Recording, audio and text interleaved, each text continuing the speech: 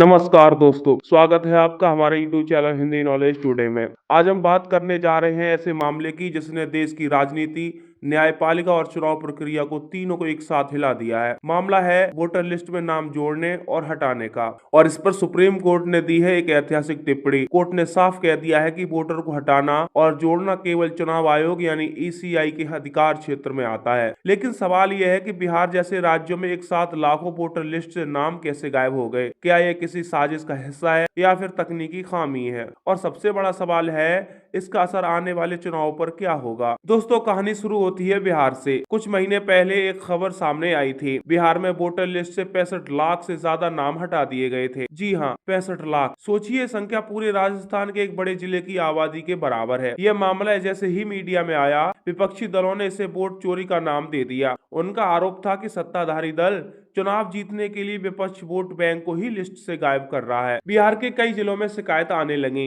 लोग वोट डालने polling booth पर पहुंचे तो पता चला उनका नाम वोटर लिस्ट में ही नहीं है। कई जगहों पर एक ही मोहल्ले के दर्जनों लोगों के नाम हटाए गए। सबसे चौंकाने वाली बात है, जिन लोगों के नाम हटाए गए उनमें से कई की उम्र 18 से 30 साल के बीच थी, यानी युवा मतदाता थे। इस मुद्दे ने तेजी से राजनीतिक रंग ले लिया।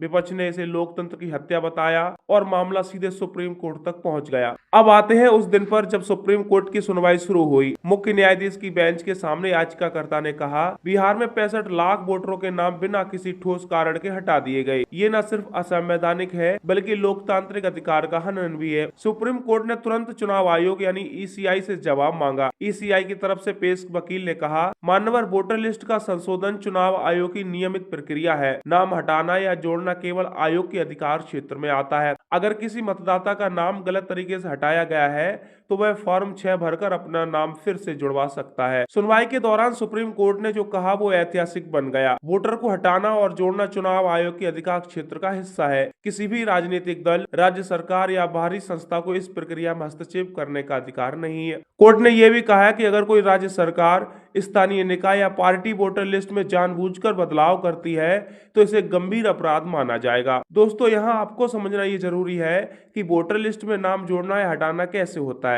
तो चलिए आपको बताते हैं। अगर कोई व्यक्ति 18 साल का हो जाता है तो फॉर्म 6 भरकर वोटर लिस्ट में अपना नाम जुड़वा सकता है। अगर कोई व्यक्ति की मृत्यु हो जाती है या वह किसी और इलाके में शिफ्ट हो जाता है तो फॉर्म 7 के जरिए उसका नाम हटाया जाता है। यह प्रक्रिया बूथ लेवल ऑफिसर यानी बीएलओ के जरिए होती है और हर बदलाव का रिकॉर्ड रखा जाता है। लेकिन सवाल ये उठता है कि अगर ये प्रक्रिया इतनी पारदर्शी है तो एक साथ लाखों नाम कैसे कट गए? चुनाव आयोग के आंकड़ों के मुताबिक साल 2021 से 2023 के बीच बिहार में वोटर लिस्ट का बड़ा संशोधन हुआ। इस दौरान करीब 65 लाख नाम हटाए गए। ईसीआई का कहना है कि इनमें से ज्यादातर नाम डुप्लीकेट वोटर, मृत व्यक्ति और दूसरे राज्य में चले गए लोगों के थे। लेकिन विपक्ष का आरोप है कि यह बहाना है और असल में यह टारगेट डिलीशन का है। तो चलिए अब आपको बताते हैं कि इस पर राजनीतिक प्रतिक्रियाएं क्या रही। इस पर बिहार के विपक्षी नेता ने कहा है, ये लोकतंत्र पर हमला है। जिन क्षेत्रों में हम मजबूत थे वहां के वोटरों के नाम लिस्ट से गायब कर दिए गए। तो वहीं सत्ताधारी दल का जवाब था कि चुनाव आयोग एक स्वतंत्र संस्था है, सरकार इसमें कोई रोल नहीं कर सकती। तो चलिए आपको बताते हैं कि सुप्रीम कोर्ट का आदेश अब क्या है। सुप्रीम कोर्ट ने अंत में कहा है कि ईसीआई को हर जिले में वोटर लिस्ट संशोधन की पारदर्शी रिपोर्ट जारी करनी होगी। जिन लोगों के नाम हटाए गए हैं उन्हें कम से कम 30 दिन का पहले नोटिस दिया जाए।